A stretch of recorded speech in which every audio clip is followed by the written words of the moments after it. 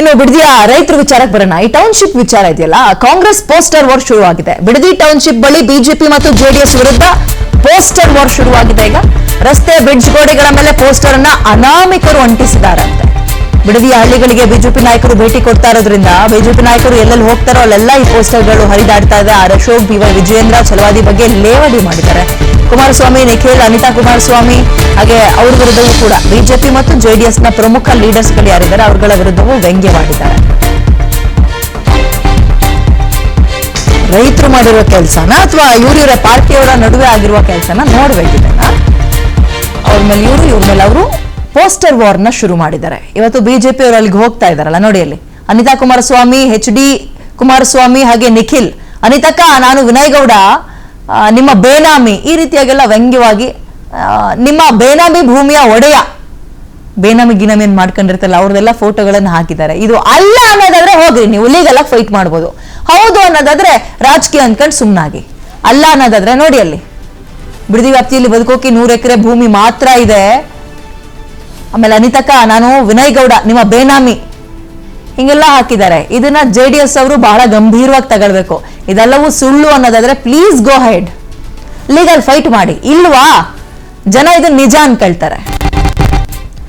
ರೈತರ ಭೂಮಿಯನ್ನ ಕದ್ದ ಆರ್ ಅಶೋಕ್, ಬಿರಿಯಾನಿ ಅಡ್ಡೆಯ ಚಿಲ್ಡ್ರನ್ ನಾರಾಯಣ ಸ್ವಾಮಿ, RTGS ಕಳ್ಳ ಅಂತ ಖ್ಯಾತಿ ಪಡೆದ ವಿಜಯೇಂದ್ರ, ಬಿಡದಿ ಟೌನ್ಶಿಪ್ಗೆ ನಿಮ್ಮೆಲ್ಲರಿಗೂ ಸ್ವಾಗತ ಅಂತ ಲೇವಡಿ ಮಾಡಿ ಕೂಡ ಬಿಜೆಪಿ ಲೀಡರ್ಸ್ಗಳ ವಿರುದ್ಧ ಪೋಸ್ಟರ್ ಹಾಕಿದ್ದಾರೆ. ಅನಿತಕ್ಕ, ನಾನು ವಿನಯ್ ಗೌಡ ನಿಮ್ಮ ಬೇನಾಮಿ ಭೂಮಿಯ ಒಡೆಯ, ನಮಗಿರೋದೇ 100 ಎಕರೆ ಭೂಮಿ, ಇದನ್ನ ನಮಗೆ ಬಿಟ್ಕೊಡಿ. ಜೆಡಿಎಸ್ ನಾಯಕರ ವಿರುದ್ಧ ಈ ರೀತಿಗೆ ಪೋಸ್ಟರ್ ಮೂಲಕ ಕಿಡಿಗೇಡಿಗಳು ಲೇವಡಿ ಮಾಡಿದ್ದಾರೆ. ಹಂಗೆ ನೋಡೋದಾದ್ರೆ ಬಿಡದಿ ಟೌನ್ಶಿಪ್ ಕಾನ್ಸೆಪ್ಟ್ ಅನ್ನು ಆರಂಭ ಮಾಡಿದ್ದೆ ಕುಮಾರಸ್ವಾಮಿ ಅವರ ಪ್ಲಾನ್ ಇದು. ಅದಾದ್ಮೇಲೆ ಕೈ ಬಿಟ್ಟಿದ್ರು. ಇದೀಗ ಅದನ್ನ DK ಶಿವಕುಮಾರ್ ಅವರು ಬಹಳ ಪ್ರತಿಷ್ಠೆಯಾಗಿ ತಗೊಂಡಂಗೆ ಕಾಣಿಸ್ತಾ ಇದೆ. ಇದನ್ನ ಮಾಡಿ ಬಿಡಿ ಅನ್ನುವಂಥದ್ದು ನಮ್ಮ ಕಾಮೆಂಟ್ ಅಲ್ಲವೇ ಅಲ್ಲ. ನಾವು ಕೇಳಕ್ಕೆ ಮಾಧ್ಯಮದವರು ಹೊರಟಿರೋದು ಇಷ್ಟೇ. ಎಷ್ಟು ಖರ್ಚಾಗತ್ತೆ, ಯಾರ ಉದ್ಧಾರಕ್ಕೋಸ್ಕರ, ನಿಜಕ್ಕೂ 80% ರೈತರು ಇದಕ್ಕೆ ಒಪ್ಪಿಗೆ ಕೊಟ್ಟಿದಾರಾ ಅಥವಾ 20% ಒಪ್ಕೊಂಡು 80% ಜನರನ್ನ ಯಾಮಾರಿಸ್ತಾ ಇದ್ದೀರಾ? ಇದನ್ನ ನೀವು ಮಾಡೇ ತಿರ್ಬೇಕು ಅಂದ್ರೆ ದಯವಿಟ್ಟು ಫಸ್ಟ್ ಕನ್ವಿನ್ಸ್ ಮಾಡಿ. ರೈತರಿಗೆ ಕೊಡ್ತಾ ಇರೋ ಎಕರೆಗೆ 2 ಕೋಟಿ ಯಾವ ಮೂಲೆಗೆ ಸಾಕಾಗತ್ರಿ? ಇಡೀ ಜೀವನ ಪರ್ಯಂತ ಅವ್ರ ಮಕ್ಕಳು ಮೊಮ್ಮಕ್ಕಳೆಲ್ಲ, ಈಗ ನಮ್ಮ ತಾತ ಮುತ್ತಾತನ ಕಾಲದ ಆಸ್ತಿಯಲ್ಲೇ ಈಗ ನಮ್ಮ ತಂದೆ ಎಲ್ಲ ಜಮೀನ್ ಮಾಡ್ಕೊಂಡು ಬರ್ತಾ ಇರೋದು. ಅವ್ರ ರೈತರು ಜೀವನ ಮಾಡ್ಕೊಂಡು ಬರ್ತಾ ಇದಾರೆ.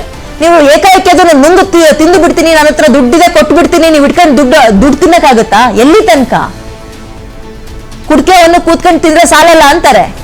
ಕೂತ್ಕೊಂಡು ತಿನ್ನೋನ್ಗೆ ಕುಡ್ಕೆವನ್ನು ಸಾಲಲ್ಲ ಅಂತ. ಹಂಗೆ ನೀವು 2 ಕೋಟಿ 2.5 ಕೋಟಿ ಕೊಟ್ಬಿಟ್ರೆ ಅಣ್ಣ ತಮ್ಮಂದ್ರು ಡಿವೈಡ್ ಮಾಡ್ಕೊಂತಾರೆ. 20-30 ಲಕ್ಷ ಒಬ್ಬೊಬ್ಬನ ಕೈಗೆ ಸೇರುತ್ತೆ. ಎಲ್ಲಿಗ್ರಿ ಹೋಗ್ತಾರೆ? ಮನೆ ಇಲ್ಲ, ಮಠ ಇಲ್ಲ, ದನಕರುಗಳಿಲ್ಲ, ಊರಿಲ್ಲ, ತನ್ನ ಬೆಳೆ ಇಲ್ಲ, ತಂದು ಅಂತಿದ್ದ ಗದ್ದೆ ತೋಟಗಳಿಲ್ಲ, ಮರ ಗಿಡ ಜನ ಸುತ್ತಮುತ್ತ ವಾತಾವರಣ ಎಲ್ಲವನ್ನ ಬಿಟ್ಟು ಅವರು ಎಲ್ಲಿಗ್ರಿ ಹೋಗ್ತಾರೆ? ಹಂಗಾದ್ರೆ ಎಲ್ರು ಬದುಕ್ತಾರೆ? ಹೊಟ್ಟೆಪಾಡು ಹೆಂಗ್ರಿ? ನೀವು ಕೊಡೋ ದುಡ್ಡು ಇಟ್ಕೊಂಡು 2 ದಿನ ಶೋಕಿ ಮಾಡಿ ವಾಟ್ ನೆಕ್ಸ್ಟ್?